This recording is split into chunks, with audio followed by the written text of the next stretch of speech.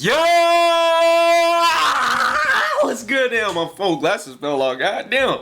What's good? It's your bro Lo, and I'm bringing you guys another saucy chicken video. Let's get it. Alright, man. Let me go ahead and show you guys. Damn, overload. Goddamn. Let me go ahead and show you guys the account. So we're up $951 today. So there you go, right there, up $951 today. Today was it was kind of obvious what it was doing, but it wasn't too obvious. The reason why I say it was obvious is because in terms of what liquidity was left today, I'm gonna go ahead and show you guys exactly what I took and how I took it. Let's go ahead and break down basically what I was looking at. So remember on my pre-week that I was looking at this imbalance right here, and that we ran out previous weekly high, daily high. Now I'm neutral biased today. I was neutral biased today, but neutral bullish, right? I was neutral bullish. So since I was neutral bullish, I wanted to see the previous daily low taken out and see if we could start running up, maybe use this down close candle as well, and then run up to the previous daily high or even higher, right? Now coming into the day, Asia already rated by the previous daily high, right? Now I was looking to buy today. So when I came into the market, I saw that London session had ran out the previous daily low.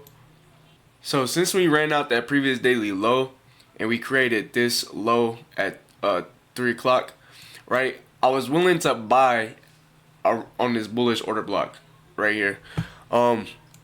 So coming into my time that I trade, which is 9:30, not 9:30, 8 o'clock. Coming into 8 o'clock, we came down at 9:15 into a down close candle. I did not want to buy here. I wanted to buy at this order block, and the reason why I was demanding that order block is because we have these lows right here, and then when you look at NQ, you have these lows right in here. So it's kind of looking like trend line liquidity. Like I was thinking 9:30 was gonna come and sweep out these lows. Now look what happened. So 9:30 did not come and sweep out these lows. Didn't come into the order block, which was in here. Also, if you look at the daily, right, this daily candle came down, came into the open of a daily order block, right? It created a down close candle, created down close candles within there, which is why I wanted to buy in there. But you can see 9:30 never fucking came down into this order block, and then never came down. It just kept it started spamming moves up to the upside, right? So since it did that, right? Since it did that, since I'm already neutral bias. Remember going into the week, I was thinking that price could maybe come down and run out this Asia low, and maybe even come down to this inefficiency down here.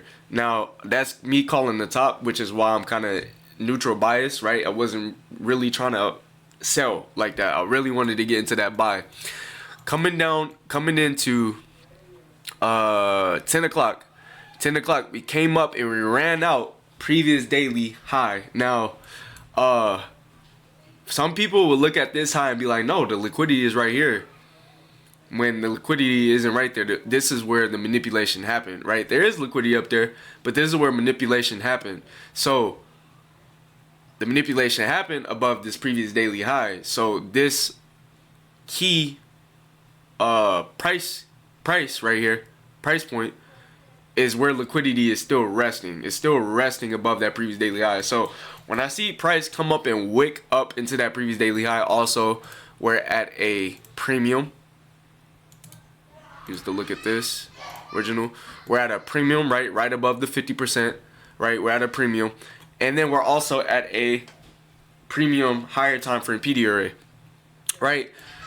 So when price ran up that previous daily high again, right, you can see ES ran up to the previous weekly high and the previous daily high again, right, into the last FEG, which is supposed to be a breakaway gap, right? Came up into there, rejected off of there, created an up close candle. So as you can see, look, created a up close candle on the 5 minute, and then here's the CSD.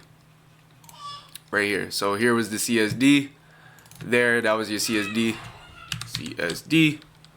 right?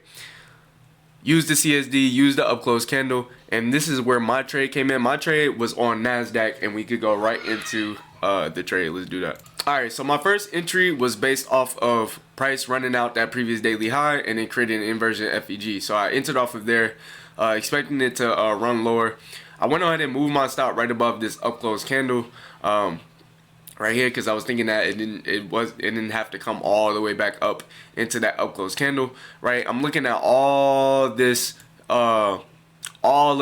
liquidity that's been built up in that, remember, that order block that's down below, right? So I went ahead and moved my stop right above that up close candle, expecting it to utilize that. It didn't. It came up, almost rebalanced that whole FEG right here, and played around inside of that. And then it ran up one more time right in there. So what I did was I felt like I moved my stop too quick, right? So what I did was I was thinking about re-entering again, but at the same time I was kind of iffy. I was just trying to get a good efficient feel, right? And that way I'm only risking about $200 to $125, right? So $250, that I'm fine with risking that today. Boom. We kept using it. We started going lower. I was kind of like going back and forth. I'm like, should I re-enter this? I don't know. I needed a little bit more confirmation. I got the confirmation right here, right? So all I did was move my stop right above that, my entry right on that up close candle right in here, somewhere in here, somewhere inside of this inefficiency. Yeah, right here. So within this up close candle, I was thinking this is a CSD right here, and this was my entry there, right? So I put it right there. It almost tagged me in, didn't tag me in completely. Tagged me in there, right? Using this whole order block range and this FEG and all of that, right? And this inversion FEG. This inversion FEG should hold. That was like my last line of defense, really, to be honest. And in this up close candle, maybe basically mean threshold. So my stop was a little bit too, you know what I'm saying? Too tight. It was too tight. I wish I could have got a better feel up here, so that way my stop was up here, which I kind of noticed that, right? I didn't like. I got stopped out at $200, but that was basically my first stop out. So I had one more try to basically get in this move, right, and get something out of this move. So it came up into this inversion FEG.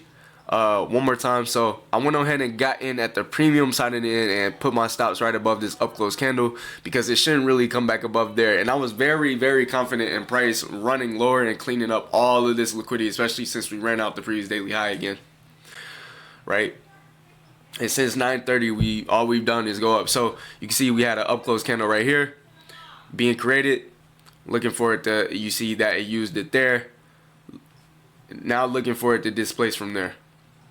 Mind you, we're above the previous monthly high. We took out the previous daily high. We're at a huge premium, right? So went ahead and moved my stop right above that up close candle right after we started getting some displacement. Eventually, I went ahead and moved my stop right here, but I was thinking about closing as soon as we started getting some expansion lower, right? So you can see I trailed my stop too fast again, right? It's not that bad that I moved my stop. The good thing is that I did move my stop, allow myself to take the break even and see what price does right here. So you can see that it still used this FEG again and it didn't close above it. So after that candle closed, I went ahead and entered one more time, right? I thought I had put my stop loss. I think I put it in a little late. I thought I had put my stop there. But you can see I'm looking for that expansion so I could get ready to close, right? Just to get a good move out of this, right? I'm down basically 0.5%, almost 0.5%.